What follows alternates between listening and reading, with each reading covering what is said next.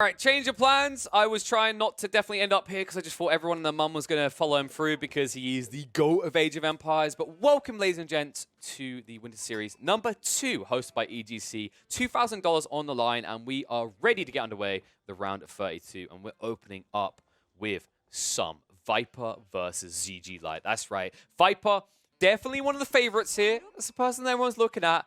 But opening this series up, I'm already excited by the potential on both sides, right? There hasn't been this cheesy attempt to go like Rus or France or Mongols, right? We're actually going to get two of the more kind of reserved and maybe not taken as seriously civs at the moment, which is going to be the Abbasids and the HRE. And let me just actually update the title. I did have another series in mind, so these names, well, they were going to be wrong anyway, but let's just make sure we got these right. So ZGLight has been skirting the top of the leaderboards, by the way. He's by no means a pushover. And I don't necessarily expect Viper to take this cleanly. He might end up with a 2-0, it's possible, but this series is one that could potentially go either way. So let's see how this one's going to play out. Looking at the leaderboards, ZGLight, I believe he did just, yeah, he slid into the top 100 recently again. 84th on the leaderboards. 17-18 ELO rating with 122 games played. For reference, Viper is currently sitting in 54th. He's been sliding down. He's been spiraling down, in fact, currently on a loss streak of 3 at 1,763 ELO rating in 54th place. So when you look at it from a ranking perspective, these guys are performing fairly similarly at the moment.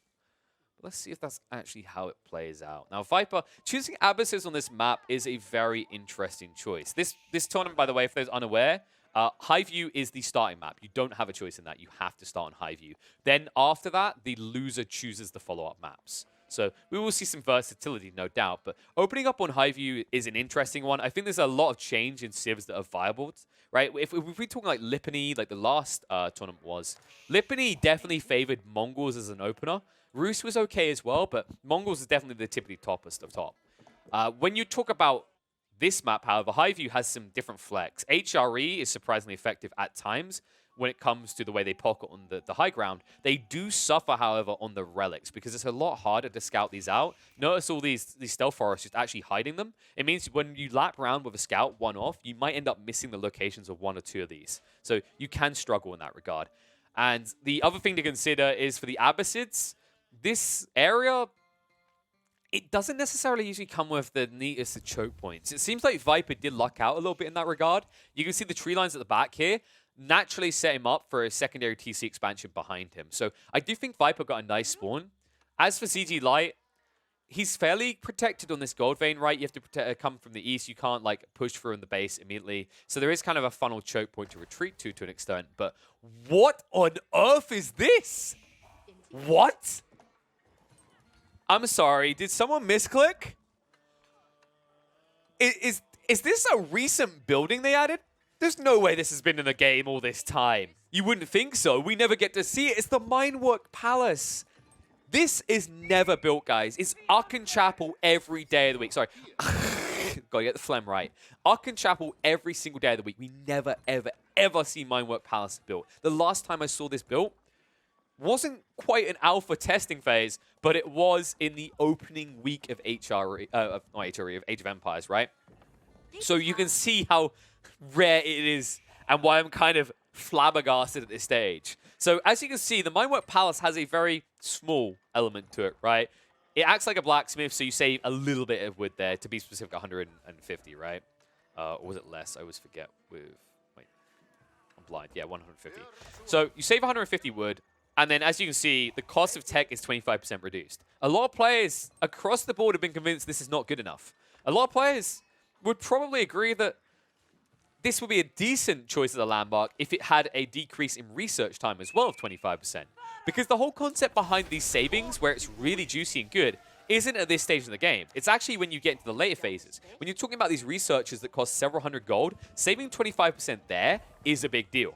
But you can't play for that because that's 20 minutes down the line. You need to prioritize what's about to happen at the beginning of the game, which is why Minework Palace is considered to be almost across the board by HRE players a terrible landmark, especially when the alternative is the Arkan Chapel, which buffs the area around you. And at this stage in the game, would be saving you extra gold invested in the prelates and then, well, basically scales quite nicely into the mid-late game once you get past these initial gathering points around the Arkan Chapel's location, you can basically just drop farmlands there and exploit that for the extra gathering rate. The gathering rate we're talking about, by the way, is the Holy Inspiration. You can see that these guys are waving their hands. They're not saying goodbye to their children as they go to college. They are, in fact, buffing some people up. This is just how you gave people roids back in the 14th century. As you can see, they're gathering 40% quicker, and then they're also getting to carry 40% more resources. And this does have remarkable effects on the early economy. And this is why I'm kind of intrigued to see if this pays off, because the concept behind the Main Work Palace, saving that little bit extra, getting a bit more bang for buck, is a cool idea if you're playing for a feudal victory. Not so much if you're going castle. The reason it's good for feudal, by the way, is that with the efficiency of your economy early on, I think that's truly where you get the most value. A lot of people misread HRE and assume they have to be this castle imp age booming civ that don't hang around at all. But what we've been seeing more recently out of the highest level players is them actually prioritizing being present and lethal in the feudal, right? And then off the back of harassment, countering harassment, and forcing their opponents back, they might still go into castle. But instead of it being this, oh my god, fastest castle age in the world, 7.5 minutes, click thumbnail, big baiting, right? It's not about that. It's like 13 minutes, 14 minutes. They don't care because they understand that after they've done that initial damage, they're going to boom up, they're going to go in castle age, and then the risk that's usually associated with castle age rush isn't there anymore. What risk? These relics. You build these prelates out of your building that builds your villages, right? That's an upside and a downside, because when you have to actually replace them to go collect these relics, you're missing out on villager production. And also, when you talk about these people that just immediately tech boom, right, go castle, imperial, whatever it is, if you rush castle and you have it by 8 minutes, you don't have any military infrastructure. You don't have any units out. And where that's really damaging for you is it means that your opponent can pressure easily with things like this, like the horsemen. Because we have been talking a lot about the HRE. We haven't been talking about what Viper's been doing. Viper actually made the very smart play here. Against HRE, as Abbasses, this is the single best unit you can open with.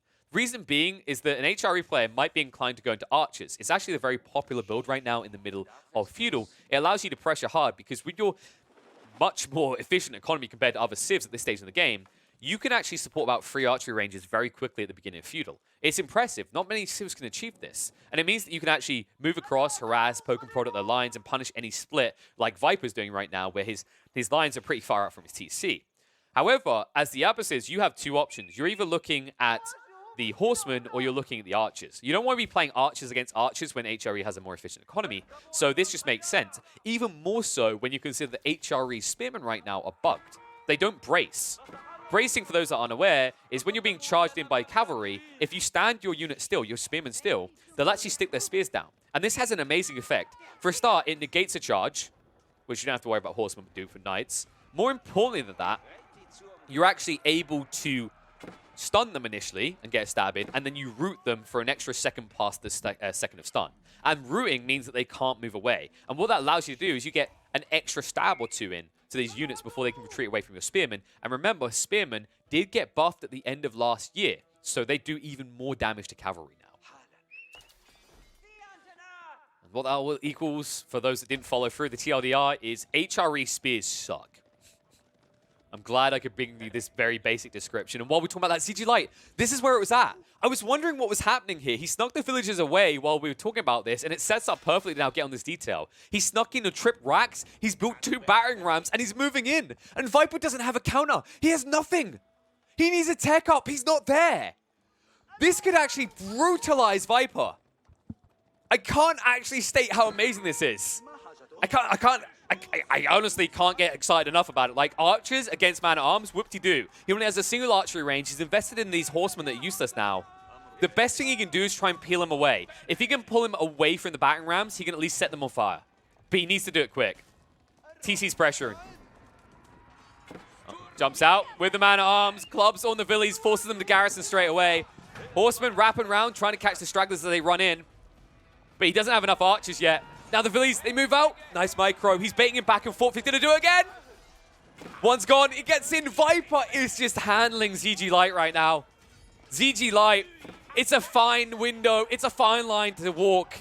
And he is running out of walkway. Remember, this is the whole purpose, right? The siege engineering being that 25% cheaper has allowed for this. The problem is he never went ahead and got the marching drills. You can see it's just sitting there, which means that these man-at-arms are pathetic. 1.12 movement speed. They cannot get on top of a target and stick on them. And after all that effort, it's just gone. Both battering rams done. That's a 600 wood deficit. And you didn't really put a dent in at all. Remember, this TC has 7,000 health to begin with. You weren't going to get through it. The only way this play works and is logical is if Viper had built a second town center. But that's not the case here. And instead, now you're in this awkward scenario. We've got these crappy early man-at-arms. Early man-at-arms are terrible at taking fights. Their main purpose is as a front line. But even in that role, they fail in a lot of situations because they've only got 4 missile resistance compared to the normal 5. And their melee resistance sucks, which he's trying to fix now by going into some techs, but it just feels underwhelming. Yeah, you see, every time you try and chase, these archers, superior movement speed, they'll just start a step and kite you out. And although it'll take 1,000,001 years, you are going to die. And now you need to switch over. And in his base, because he made this choice, because he went for this all-in type of play, he hasn't got that scalability. He's not looking to Castle Age rush. He's also not looking to boom up via the food gathering rates of pro scouts, right? He hasn't gone for like a stable play. He's stuck. Meanwhile, Viper's ready to rock and roll. He's moving out into the gold line. He's just about to have enough, and then he can tech up into Castle. And once you reach Castle as Abyss in this type of game, dude, you're just cruising to the win. It's like you've got a yacht and your opponent has a dinghy boat at that stage, because you'll be talking about a cruel. He's already got the archers in place, so he'll move across the map, he'll invest in Mangonels, and then siege ahoy, there's nothing you can do. There it is, ramps it up. Second archery range being dropped. Castle Age underway. Minute and a half. ZGLight has a minute and a half left in this game. Because at that point, what are you doing? You're just twiddling your thumbs in the corner. You know, the only thing you're getting from this at this rate as ZGLight is you get to brag to your friends that you almost beat Viper. But you know what? There's no medals for almost. No one cares about who came second place. It's nice on the prize pool, but you want to be a winner, not a wiener. And right now, you're just getting wiener booped.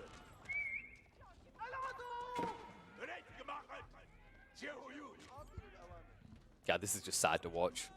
Can I just fuzz the whole screen? Can we censor this out? It just doesn't look nice to show. It just kind of supports what we were saying about the HRE and the Mindwork Palace. I was hoping for something special. He's going in again. Ramming in the back on the market. And now the villagers. Viper able to back them away, though. Look how slow you are. They limp away with 5 health. Look at this detail as well. This is so cool from Viper. Due to the early pressure, he went for textiles and now also going for his secondary TC. Guys, get textiles. It's what allowed him to dive out and burn those rams so easily. Even if he gets clipped by the man-at-arms, with a measly 10 damage, it's too much additional health to get through for such a slow unit. And this second TC is not slow. Oh my god. He runs across now, but I mean, the man-at-arms are dying quicker than the villagers because of their health.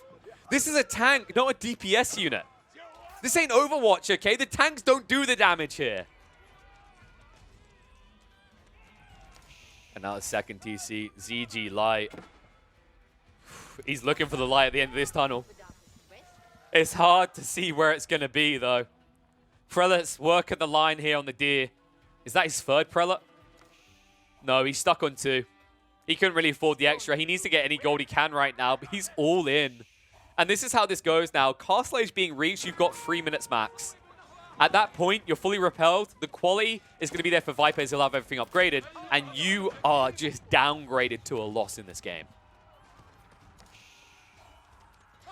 So archers pew-pewing away.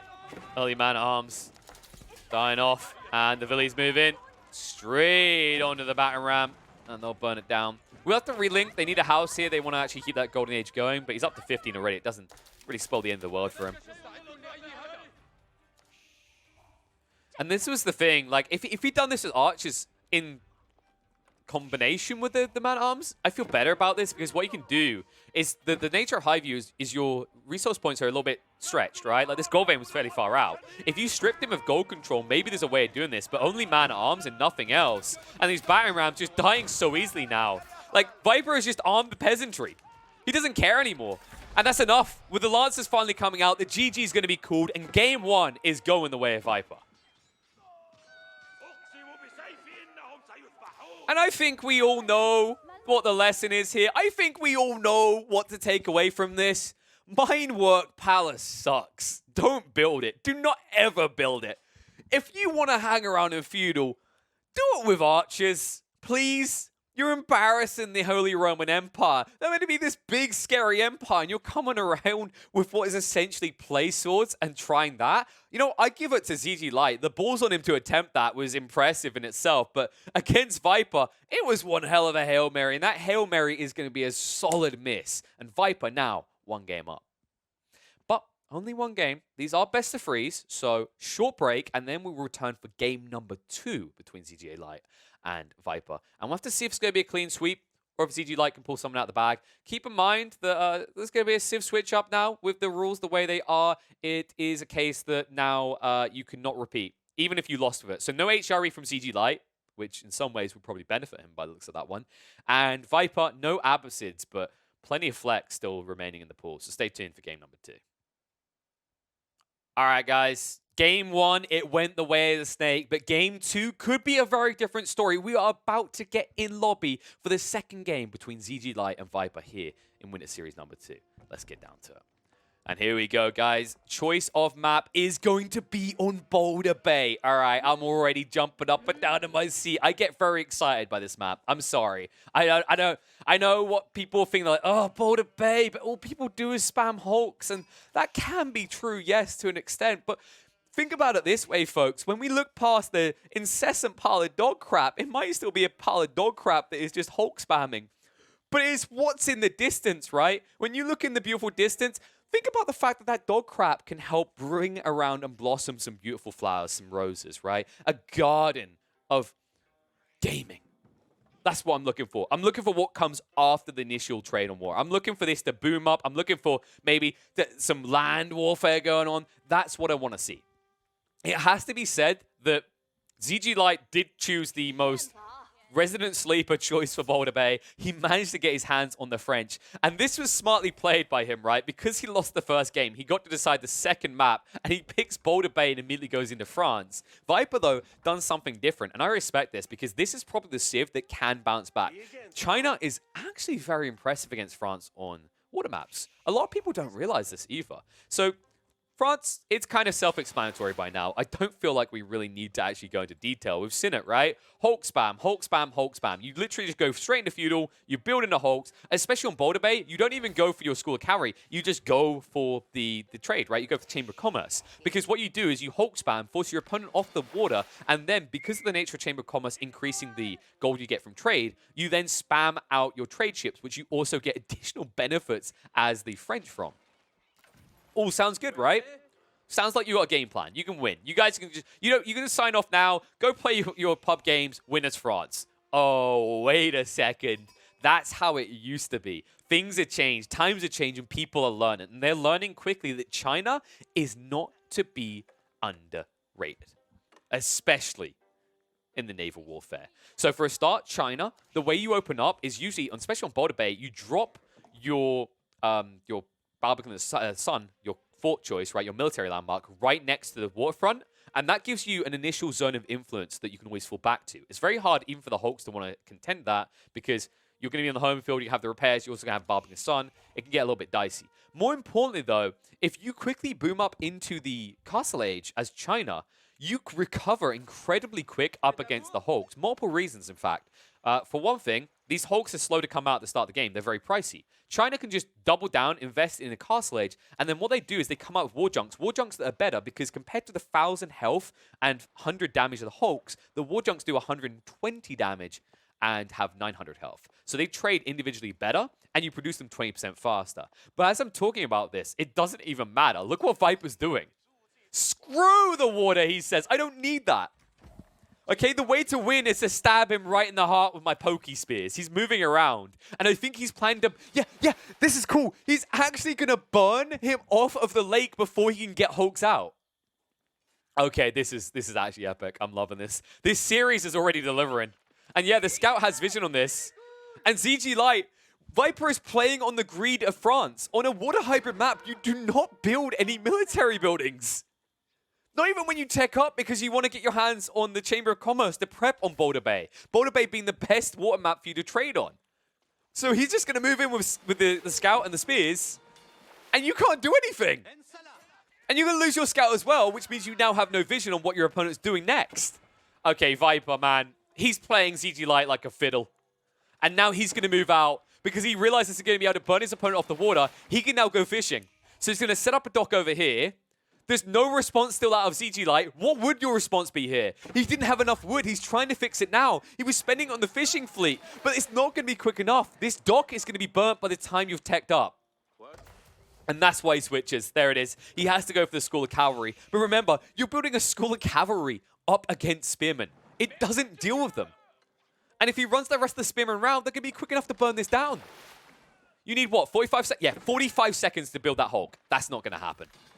Your dock is half burnt already. Not to mention, remember, when it gets low enough, it's going to set on fire. And that's why he moves out. He's looking for a second dock. But look, Viper!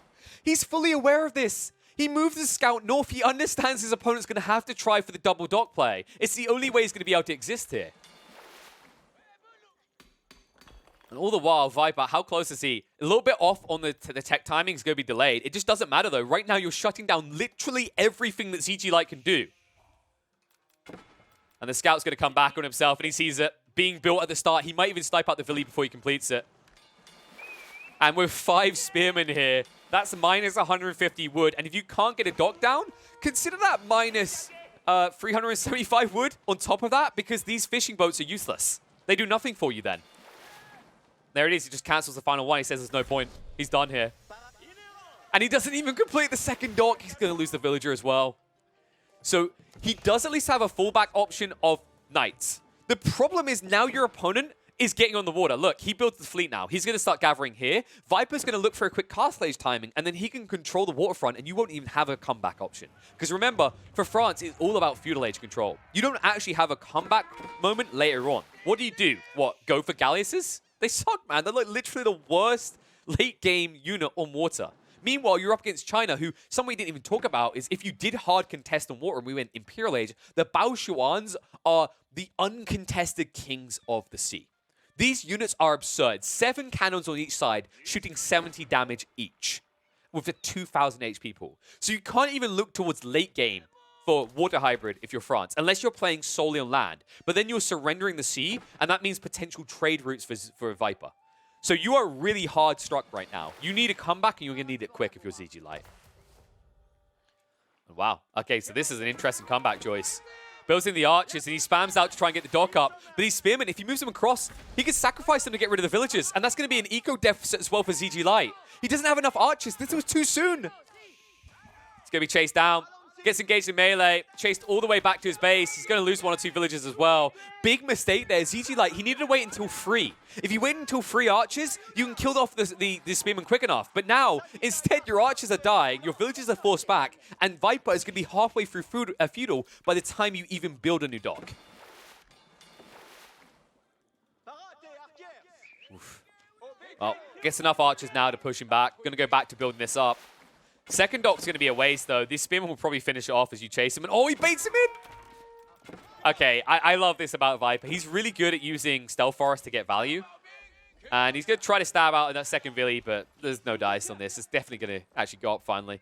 But this delay is actually a big deal. This is so well played by Viper. Not enough players do this. And now look, he moved across, but it's not quick enough. It was so close as well. He almost got there. If he stops that dock going up, you almost feel like you're just GG'd at that point because you've wasted over 400 wood at that point, 450 wood total, and trying to get docks down and failing time and time again. Oh my goodness. Well, Hulk's now being built, so Viper, his priority should be a tech up. I don't think you want to keep investing in these junks now, but he has got them queued up. I think you just need to accept that you've delayed ZGLight, you've hurt him a lot, and now you should be able to tech boom up. It could be even that he goes for second TC himself. That is a play available to Viper. I think his paranoia is if he surrenders initial control on the water, he's never getting it back against Hulks. And wow, oh my god, what? The greed from ZGLight. He's trying to build more docks. He's not happy with just 1. Now, keep in mind that these Hulks are weaker than standardized Hulks and Castle Age. Remember one of the nerfs that was done to France is the ranged armor. They went down from 6 to 2, right? So you're doing a decent amount of damage with the junks. I have seen players attempt this before, but you need to actually hit a critical mass of junks, right? You're looking at like 7, 8. And then the preference is you then boom into castle and get this, the extra hammocks, where, as you can see, you shoot 2 more arrows in each volley. Because remember, these volleys right now, it is 4 attacks doing 8 damage, right? Because it's 2 different archers, as you can see, with 2 bursts. So that means that you're losing 2 damage on each of those. You're losing a total of 8 damage. So one of those volleys is completely irrelevant. However, with this many junks, this is good enough. Target into the Hulk. And you can't even cycle this quick enough to make the difference. ZGLight's in trouble. Nice snipe out on the villagers, and he's got him. He's trying to heal it up. It means the fishing boats are going to die. And with this count, Viper's done it. This is enough. 7 are going to pressure this Hulk into death. Second one's going to come out, but the first one might be sunk quickly here. There's no more repairs. The trickle coming out of heals from the dock is not going to be good enough. But it looks like he's paranoid. He backs off. He respects the outpost. Remember, this outpost does bonus damage against ships. So he's going to back away. But the important detail is he controls the strait, right? Like, there's no easy way for you to breach and attack him. You don't want to come off the home defense field because you don't have enough Hulks. And also, you're being prevented time and time again from expanding your dock line. And now you don't have the fishing vessels. This is the whole point of this, right? You want control of the water so you can exploit its economy. You're not exploiting its economy. Meanwhile, on the other side, Viper, although it's not many fishing boats, he is getting that booster. And if we look at the income per minute, well, we can see that ZGLight's slightly ahead for the moment, but I think that's because we're in the middle of a switch. Yeah, so the build-ups continue. So we might see free docks soon, and now more fishing boats coming out. So now you're going to start to boom past him. You see the wood front is the big deal right now. Viper, Eco 39 compared to ZGLight's 32. Oy, oy, oy. And I think that's because ZGLight, yeah, he got actually choked out. He missed out 1 or 2 villagers being produced because he lost the fishing line. He was relying on that. He didn't have villagers in position, so he failed to keep up complete construction of villages, right? He had idle time on his TC. And that's what's cost him. Now Junk's moving again. 8 of them. 4 Hulks now, though. Needs to be a bit careful. This can actually backfire quickly for Viper. But he's committing. I think Viper's mistake was backing off in the first place. He could have killed off 2 Hulks, but now it's going to be a bad trade for him. He has to retreat away. Yeah, Viper, I think he overestimated the power of that outpost. Yes, it might have sniped out another Junk, but you would have at least traded out equal amounts of Hulks in that last engagement. Now you've given him a foothold. I think ZGLight's going to hold. I'll be a back away. I wouldn't be surprised if Viper moves out to build the Barbican Sun. He just might look for a tech up, though. I think Barbican Sun is forfeiting the sea, whereas saving up for immediately going into Castle is winning. Because once War Junks come out with his front line of Junks as well, you just win. There's no real way that Viper is going to be beat on the water if he reaches that goal. And that's why I don't want to see ZGLight waiting too long here. Expand the fleet a bit more, move in, and I like this choice as well. A lot of players actually don't do this. Additional sails are fantastic. 15% movement speed to a unit that can be considered a slug on water, right? 1.12 tiles, especially against these Junks. At 1.5, you can be outmaneuvered very easily. This allows you to also cycle better. That additional movement speed, you can turn a bit quicker, and you get a wider arc. So you're actually able to essentially advance towards your opponent while firing on them, or retreat away from them while firing on them. So never underestimate that detail. I think a lot of people just think of it as a to and fro factor, but for your curvature, for your angling, it's much better for doing the sea dance, I like to call it, right? Where you cycle your ballista shots left to right as you turn your ship.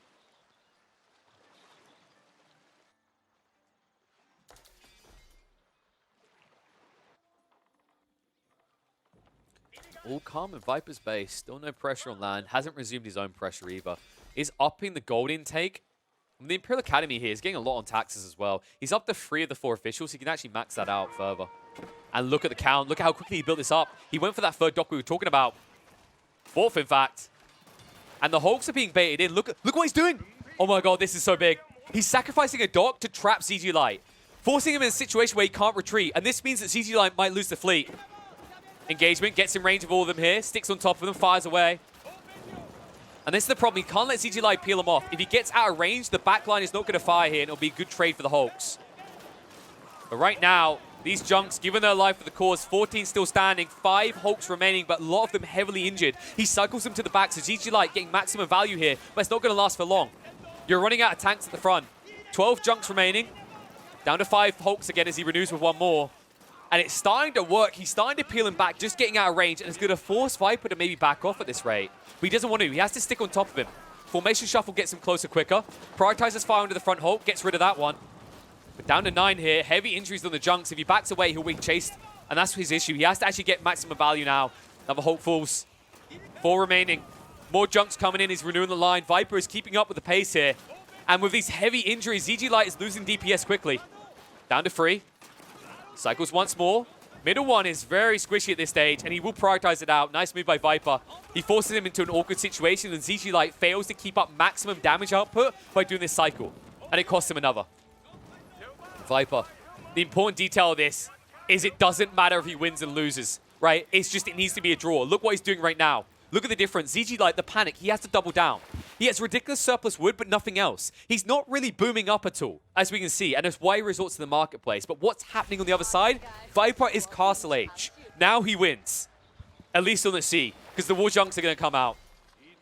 And with a frontliner junks, you have a hard mission ahead of you, ZGLight. You're going to be climbing a mountain to try to get back in this game.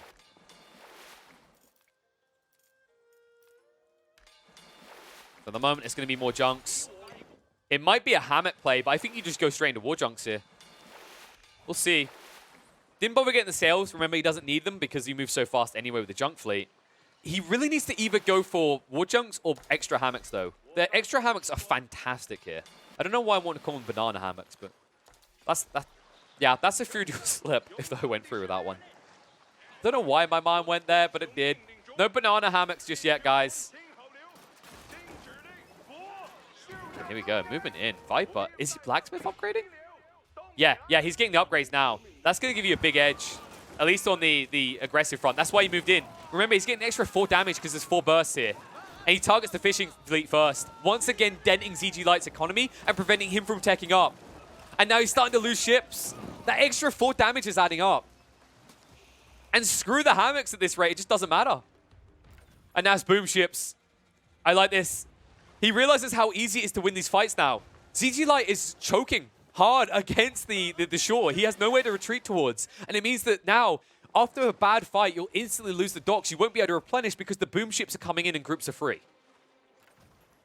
And I love the efficiency. Viper, he actually just peels back the injured vessels, lets them go back to repair. Understands he's got enough on the front. He doesn't need the extra firepower. And look at the paranoia. ZGLight already moving out to try and wall up because Palace Guard are coming in on land. Viper assaulting on 2 fronts. And look at this. He pinches him against the shore. The Hawks in a bit of trouble. They're running out of room to cycle as well because they're getting pushed up against the land here. Demo ship in. Not really the damage you're looking for. Puts a dent in one of the Hawks. We'll be able to get through it now. Most of the fishing fleet is dead as well. Numbers are 4 versus the 6. So Viper is losing the fleet. More demo ships are coming in, though. And they might be able to actually end this Hawk fleet. They're going to have to. I think he's going straight for the economy, though, yeah. Moves them across and in. Could boom them. Hasn't done it just yet. Viper? No, the missed micro, the missed opportunity. Boom ships are not going to do it. That's a whiff. Viper wasn't paying attention. He was too busy raiding in on land. Look, he moves in with the Palace Guard. But he needs to switch now. This has to happen. I just don't like the junks. They made sense if he were going to sink the docks, but he didn't do that, right? He went straight towards the fleet instead. He wasted these demo ships. And with 2 of these docks stacked so close together, 3, definitely 4 though, which demo ships would have been enough to sink them. And at that stage, the replenishment rate of the Hawks is seriously diminished. But now instead, look at this. 2 Hawks in the north, 5 in the center. ZGLight is starting to bounce back. He has got concerns on land now. And that's why he stonewalls. And Viper, you've got to make the switch, dog. I've seen this play out before, okay? And it ends with Romeo in the blue drinking poison, okay? You need to make that switch. Either get the hammocks or go into the war junks. Either one is good. If you go for the hammocks, the effective DPS increase is insane for what it costs, right? Think about it this way. A junk's 120 wood, 90 gold. A hammock isn't really much more. It's 2 junks worth, but you're getting 2 more arrows in each of those volleys, right? So you're having to add in an extra, like, what was it, 2 damage per shot, yeah? Wait, what am I about? In each volley. So, sorry, no, you're doubling damage. I'm narrowing stupidity. Yeah, sorry, you're doubling damage, right? Because it's 2 more volleys. So instead of bursting twice, you burst 4.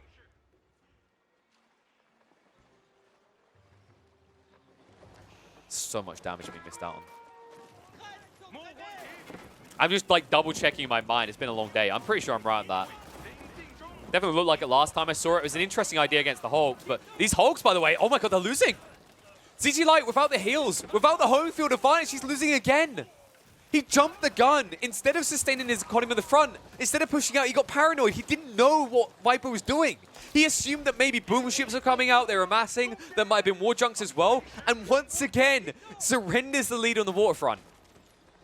Viper is just playing him like a fiddle time and time again. Still no hammocks, doesn't even need them, he says. Just pushing out even more troops. I'm wondering if Viper knows something I don't. Maybe that hammocks are bugged in some way? Or maybe he just doesn't realize it's here. It is a unique tech to China, remember. And this is a push across. They're heavy injuries here. Viper. Surrounding him again. He needs to be careful. He doesn't want to get too close. That's what hurt him last time because he ended up being shot by both ballistas without turns being needed by ZGLight. And he's going to chase him. Funneling down towards the south. Equal trade so far, and now you're able to choke out the fishing area again. This fishing area barely has any utilization at this point, though. It's almost like ZGLight isn't investing too heavily in it anymore just because he's being harassed so hard. Instead, it looks like he should be switching over on the food front, right? No? Okay, this is dangerous from ZGLight.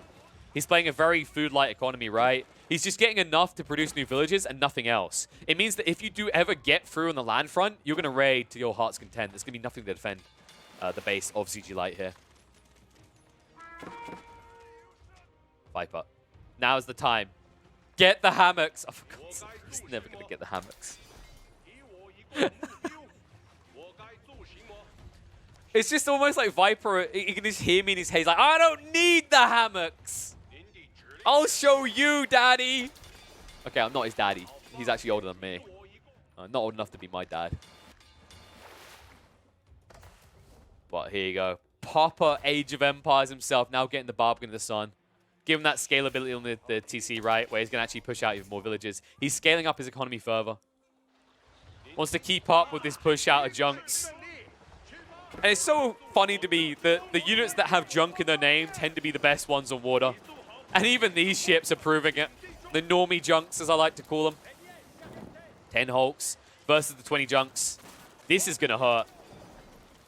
The attack speed as well. You have to cycle, right? It's 2 seconds compared to 4. So if you don't cycle, if you don't turn a ZGLight, if you don't do the dance of death, you're going to be dancing to your own grave. Here we go. He's run out of room to dance back towards. They're sticking on top. A lot of heavy injuries here. A lot of these hulks are going to quickly start dropping. Keeps up to 10 for the moment, but now he's in range. Look at the volley. The damage coming out. Focus fire is good, and ZGLight is too quickly losing these hulks to replace them. And he's not getting through the junks anymore. They're well protected here. There's just too many of them. He's going to lose the fleet, and at Viper, he might have finally got rid of the fleet and kept his own alive. And then it's just a matter of getting boom ships across. And the count is falling so quick. How many left? Yeah, 12? 14 left compared to, what, 6 now on the Hulks? The numbers are eventually reaching in favor of Viper. And you need a backup plan soon. You just don't have one, though. You're depleting your woodlines, and that's about it. And you're running out of places to retreat on the waterfront. Only 3 Hulks remaining, pushing out a new load soon. But these remaining junks will get a good trade for Viper. And Viper, he's scaling. Look at the numbers. He can do what... Look, he's going to trade shit. What? All right, this is a little bit early. Chill, bud. We're not quite there. But that's not how Viper feels like. Nah, he's not coming across to my side of the map anymore. He'll back away with the remaining fleet. And I think this is a smart play, right? He's going to scale his economy. There's no way in hell that ZGLight comes to his base anytime soon after that. Every time ZGLight is pushed out, he loses the fleet. He loses the initial battle, and he ends up just giving a slight advantage to Viper. So now, ZGLight needs to tech up. He needs to actually buy a big enough fleet to defend himself, and he needs to tech up. Mainly just for the boom ships. He needs access to something, because right now, the Hulks are just not cutting. And I'm worried that instead of doing what I just said, he's just going to double down on the Hulks. And he kind of doesn't have many choices left right now. His only other option is to expand on land, but he's a whole age behind. And also, his opponent is forward. He sees these things before you move in. So any attempt to make a switch onto land is going to immediately force over the naval side. And Viper is a smart cookie. He'll notice if you stop producing, right? He'll understand the numbers won't make sense and you'll have a force building somewhere else. Viper is actually fantastic at this. He can take a quick scout on your base, and I've seen him do it time and time again. He doesn't check in your base at all. He just sees that, oh, this fight is starting to favor me, but we were even on the economy. Or, oh, you don't have a frontal-facing army on the sea anymore. You must be investing somewhere else. And he will immediately exploit that. Just like he's exploiting the ocean right now. 217 gold and 108 wood from this travel rate. Look at the income. Look at the income right now. Over 2,000 wood a minute. Almost 2,000 gold a minute. This game is all but done. There is no easy way for you to come back now. ZGLight has just been stuck in a rut for a good 5-10 minutes now. And it never ends. Unless Viper ends it for him. Moving in again. New fleet of junks. It's almost like he just challenged himself. Can I win this just with junks? We tried boom ships, but screw that. Just junks, nothing else, not even war junks. Let's see how it goes. Did he get the hammocks? Still no hammocks. I can't believe this guy. This guy is incredible. The fact it's working. It's the fact that it could be working so much better, though. This isn't even China Prime, right? That's what I'm trying to point out to you guys. It gets more powerful than this. I warned you at the beginning of this game. China is not to be trifled with on the waterfront, and we're seeing exactly why against the former king of the sea. Hulk's coming out still. Nowhere to run, though. ZGLight is just cowering in a corner. Please don't hurt me. Oh my god, the dog expansions. It's all Viper cares about. He just wants to protect his trade. Notice that he doesn't even push his opponent off the water. And do you want to know why he doesn't do that, guys? It's because every time he leaves these docks be, what is ZGLight's first move? Is it to stop building hulks? No. He just builds more. He's trapping himself in this never-ending loop. And every loop around, Viper is stronger. It's like he's played that hero loop game. It's like he's played that indie game and he's mastered it. He understands that the longer this goes on, the more powerful he gets. And ZGLight, unlike the units in that game, the enemy in that game, he's not scaling at all. Well, this might be the final nail on the coffin. I just don't see how he's hanging any longer. ZGLight has to realize, look at the numbers. This is unsustainable. He can't match up, and it will end up being a 2-0 for Viper. And what a way to do it. Who needs Castle Age units? He built like 2, 3 Palace Guards, 3 boom ships, and he said, nah, that's too easy. Why would I do that? That's silly. Let's just fall back to the junk ships, okay? Because I need the devs to rename those. Those are inappropriately named. They are pure gold on sea. And speaking of pure gold on sea, that's exactly what he does with the trade ships. It's so bonkers the way he played this. Viper, this is a lesson in how you exploit your opponent, right? So many players in that situation would have built boom ships and finished him off on the ocean. They would have given ZGLight a fallback plan, a maneuver to do something else, right? An option to go and try to be on land. What does he do instead? Viper goes, come on, here you go. Here's the sea. Come and get it. Come and get it. And as soon as he comes out, alligator snap. Gets rid of him straight away every time. It doesn't matter that he's investing so much in junks because he's scaling. ZGLight is just locked into a never-ending loop of punching himself in the nuts. And that's exactly how this felt. Game 1 into Game 2. This series was just Viper forcing ZGLight into suboptimal plays and then exploiting him to the max. Amazingly done by him. Viper will proceed through to the next round, which means that he is going to be facing off against either Doubt or Eric. And we'll get to that one soon enough, but I can't toot this one enough here. I mean, I know a lot of people fanboy Viper and people don't like Bars Caster, really, but in this situation, you have to appreciate a masterclass, a masterpiece for what it was. And the way he played his opponent in that game is exactly why Viper is considered to be the best Age of Empires player of all time at the moment. And honestly, with the way he exploits players in AoE 4, his future is looking secure, whether it's AoE 2 or AoE 4. He's going to compete in both pretty damn well, and I look forward to seeing more of him in this tournament.